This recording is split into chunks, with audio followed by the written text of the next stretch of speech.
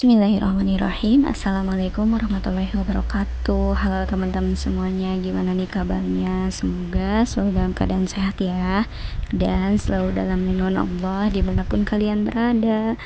Oh iya, untuk yang baru mampir, kenalin ya, aku seorang ibu rumah tangga. Di channel ini aku bahas mengenai kegiatan ibu rumah tangga dan budgeting. Support channel aku ya dengan like, comment, and subscribe. Terima kasih.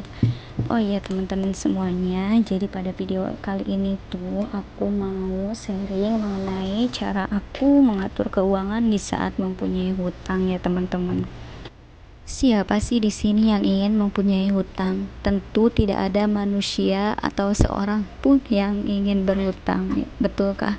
Kecuali karena emang ada tuntutan dan kebutuhan gitu. Karena yang aku alami juga seperti itu. Nggak ingin gitu, nggak pengen banget punya hutang itu, enggak. Kalau bisa sih nggak punya hutang gitu, tapi ya karena tuntutan kebutuhan, tuntutan dan lain sebagainya gitu yang mengharuskan kita berhutang. Nah, di sini aku mau sharing cara aku mengatur keuangan ketika mempunyai hutang. Yang pertama itu kita harus tetap budgeting ya teman-teman. Walaupun sering boncos atau dan lainnya gitu, kita harus fokus untuk budgeting. Karena dengan budgeting kita bisa tahu gitu, seenggaknya kita punya prediksi ya teman-teman, punya prediksi ke depannya, itu gambaran gitu. Jadi dengan budgeting, gambaran kita ke depannya seperti apa itu bisa terlihat gitu. Kayak misalkan kan emang tersusun gitu, kalau kita berhenti budgeting itu akan semakin hancur gitu. Maksudnya dalam artian keuangan kita itu sulit untuk pulih kembali gitu, sulit untuk sehat kembali gitu. Jadi kalau dengan budgeting kita tertulis, tertata, dan teratur apa aja yang harus kita lakukan. Nah, ini untuk selanjutnya itu ada pengelompokan hutang ya teman-teman. Jadi kita harus kelompokkan nih, mulai dari hutang yang terkecil sampai hutang yang terbesar gitu. Mulai mendata nih di catatan gitu ya, hutang yang terkecil mau 100.000 pun itu harus ditulis ya teman-teman, karena sekecil apapun hutang itu harus dibayar gitu. Jadi kita mulai tulis nih dari hutang ke si A, ke si B gitu, dan ke si C berapanya, dari yang terkecil sampai yang terbesar. Kemudian dari perorangan sampai lembaga, mulai dari teman, saudara, mertua ataupun orang tua, itu tetap harus dibayar ya teman-teman, walaupun ke orang tua sendiri gitu. Karena kan kita dari awal juga emang pinjem gitu ya. Kalau pinjam itu otomatis harus dibayar walaupun ke orang tua sendiri. Nah, antara ke perorangan atau lembaga, kita sebaiknya dahulukan dulu membayar ke perorangan ya. Karena kalau ke perorangan ya tahu sendiri kan ya, di luaran sana kayak gimana. Ya kalaupun kita sebagai si penghutang gitu, kalaupun belum bisa bayar, usahakan gitu dengan memohon maaf gitu, minta maaf gitu, belum sempet tapi kita mau mengusahakan untuk bayar gitu. Karena dikhawatirkan gitu, doa-doa kan kita juga mungkin berpengalaman gitu ya, pernah meminjamkan uang tapi orang tersebut tidak segera bayar, kan kita dalam hati kayak gimana gitu kan ya. Sama aja kayak orang lain pun begitu. Jadi usahakan ketika kita belum siap membayar gitu, belum ada rezekinya gitu, kita harus basa-basi lah intinya gitu, minta maaf gitu, dan lain-lain. Pokoknya yang sekiranya hubungan kita tetap enak gitu, jaga hubungan baik gitu. Nah, untuk lembaga sendiri, misalkan ke bank, ke motor, cicilan mobil, terus kemudian pinjaman online. Nah, di sini tuh kalian ya itu kan udah pasti wajib gitu ya, setiap bulannya wajib, dan ketika kita terlambat untuk membayar, otomatis kita akan diteror. Jadi ya udah semengalirnya aja gitu kalau untuk cicilan tersebut. Nah, kalau untuk cicilan ke perorangan itu harus diusahakan ya teman-teman, benar-benar diusahakan. Nggak apa-apa nyicil juga, yang penting kita ada niatan buat bayar gitu. Jangan nunggu dulu kalau misalkan hutangnya besar gitu, jangan nunggu dulu ada uang besar gitu baru kita bayar, jangan ya. Jadi usahakan walaupun 100.000 gitu kita ada niatan untuk membayar hutang gitu. Nah, untuk selanjutnya yaitu metode budgeting. Di sini jangan pakai metode budgeting anggaran bulanan ya teman-teman, untuk yang penghasilannya harian seperti wirausaha, kemudian pedagang dan lain-lain gitu. Usahakan untuk yang berpenghasilan harian itu pakainya dengan metode harian ataupun metode mingguan gitu, jadi biar lebih terkontrol. Nah, sedangkan untuk yang gaji bulanan gunakan dengan metode persentase ya teman-teman. Persentase di sini bisa menggunakan 70% untuk kebutuhan hidup, kemudian 20% untuk membayar hutang, 10%-nya kita untuk sedekah dan menabung ya. Jadi usahakan menabung walaupun sedikit, karena kita kan kedepannya itu seperti apa tidak akan ada yang tahu kan. Setidaknya kalau kita punya tabungan gitu walaupun sedikit ya ada pegangan lah gitu. Nah, di sini 70% di sini untuk kebutuhan hidup ya teman-teman. Kebutuhan hidup itu meliputi makan, kemudian kebutuhan rumah tangga seperti air, listrik, wifi dan lain sebagainya, dan untuk kewajiban-kewajiban lainnya. Nah, seperti aku di sini sendiri itu kewajiban misalkan membayar kontrakan karena aku kan masih ngontrak gitu. Jadi ya itu diutamakan dulu gitu, diutamakan untuk kewajiban dan biaya hidup. Nah, untuk yang 20%-nya itu kita usahakan untuk membayar hutang.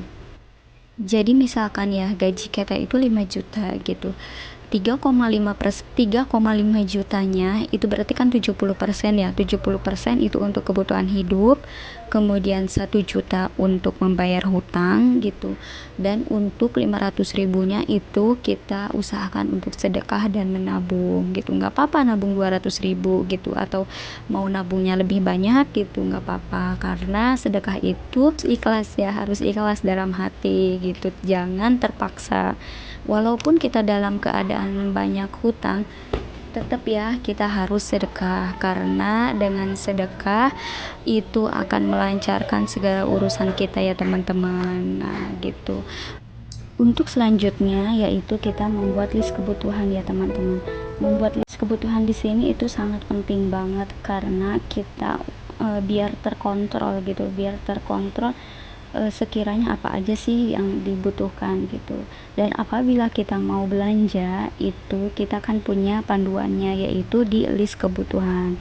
Jadi budget kita itu nggak over gitu, sesuai dengan list, karena udah ada tuh apa aja yang harus dibeli gitu, dan yang di luar list diusahakan jangan dibeli gitu. Terkadang kan kita kalau misalkan belanja, dulu aku begitu gitu, belanja apa aja gitu kayaknya yang dilihat yang mau gitu semuanya aku beli gitu, semuanya aku angkut ke keranjang.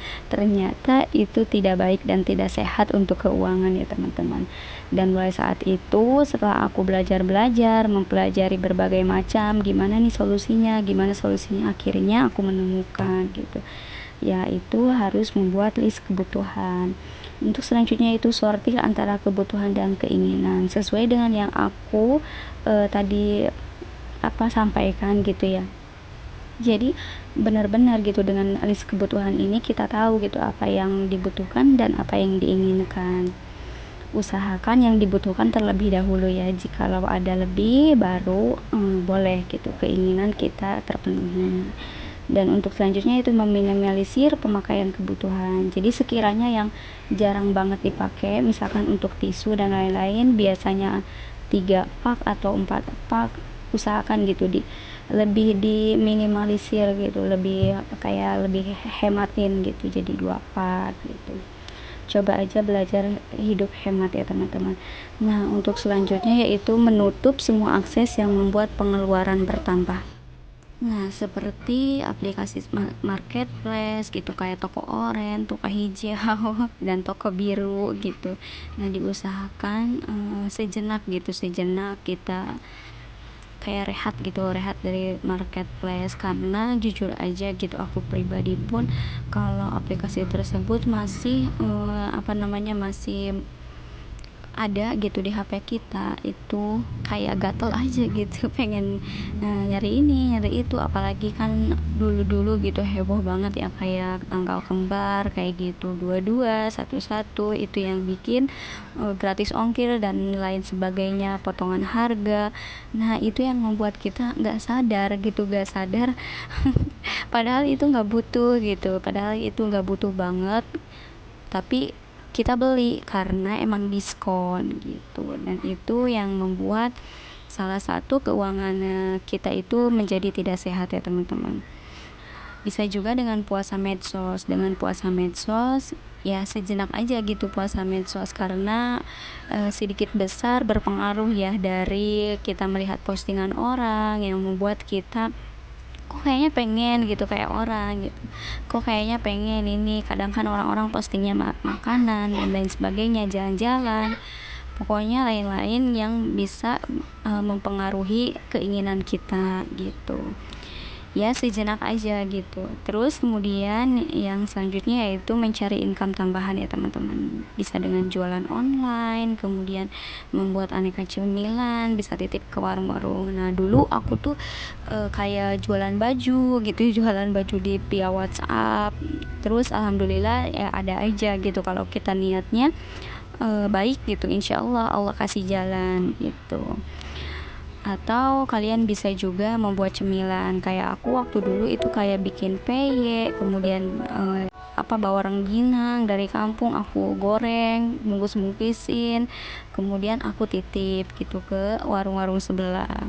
Karena sekarang tuh nggak ada alasan ya teman-teman, nggak ada alasan kita untuk nggak bisa bikin apa-apa gitu, karena kan ada YouTube gitu, bisa kita cari resep, kemudian cari inspirasi, ide jualan cemilan yang menarik gitu, ide jualan cemilan yang laris gitu, gimana gitu. Aku pun sama gitu, karena dari dulu gitu, mulai dari SMA aku pesantren, kemudian setelah itu lulus SMA aku langsung merantau, jadi aku kapan gitu belajar masaknya gitu, karena semuanya dari sekolah, setelah sekolah malah aku langsung merantau gitu, jadi nggak ada waktu gitu buat belajar kayak masak dan lain sebagainya gitu. Jadi sekarang nggak ada alasan ya teman-teman, nggak ada alasan orang nggak bisa masak, orang nggak bisa bikinan, semuanya bisa diakses lewat medsos sekarang, entah itu TikTok, IG, ataupun YouTube gitu yang lebih lengkap gitu. Nah, selanjutnya itu jangan gengsi ya teman-teman gitu, coba redupkan dulu gengsi gitu, maksudnya udahlah nggak usah mikirin gengsi, nggak usah mikirin malu gitu, yang penting kehidupan kita dan keuangan kita itu semakin sehat gitu. Untuk selanjutnya itu menyederhanakan hidup ya, karena sedikit besar gitu dari gaya hidup kita itu berpengaruh ke keuangan ya teman-teman, betul apa enggak? Boleh ya komen di kolom komentar gitu, jujur aja gitu, karena kita ingin dipuji gitu, karena kita ingin wah cakep nih gitu, wah dia mah selalu fashionable atau apapun itu, pokoknya karena kita ingin dipuji, ingin bergaya elit padahal ekonomi sulit gitu. Jadi please gitu, mulai sekarang coba menyederhanakan hidup, karena emang pujian itu hanya sesaat ya teman-teman. Orang kayak yang muji, wah cakep banget gitu, udah sekilas gitu, kayak gitu aja gitu, kayak gitu doang gitu. kalau misalkan itu uang kita, misalnya uang lebih gitu, kita udah punya simpanan, udah punya tabungan dan lain sebagainya gitu, ingin bergaya dan lain-lain, lah itu sih wajar-wajar aja ya, boleh-boleh aja setelah gitu. Mungkin itu suatu kepuasan tersendiri gitu ya, boleh gitu lah. Kalau ini misalkan kita ingin bergaya dari berhutang, tunggu dulu lah gitu. Udah dulu, jangan gegayaan dulu ya gitu, bayarin tuh hutang baru bolehlah kita begayaan gitu. Nah mungkin sekian ya teman-teman yang bisa aku sharing, yang bisa aku sampaikan, bagaimana cara aku mengatur keuangan di saat mempunyai hutang. Semoga apa yang aku sampaikan bermanfaat dan menginspirasi teman-teman semuanya ya. Dan mohon maaf apabila ada perkataan aku yang menyinggung dan kurang enak didengar gitu. Karena memang aku manusia tak luput dari dosa ya gitu. Karena kesempurnaan memang hanya milik Allah. Oke, sekian ya teman-teman.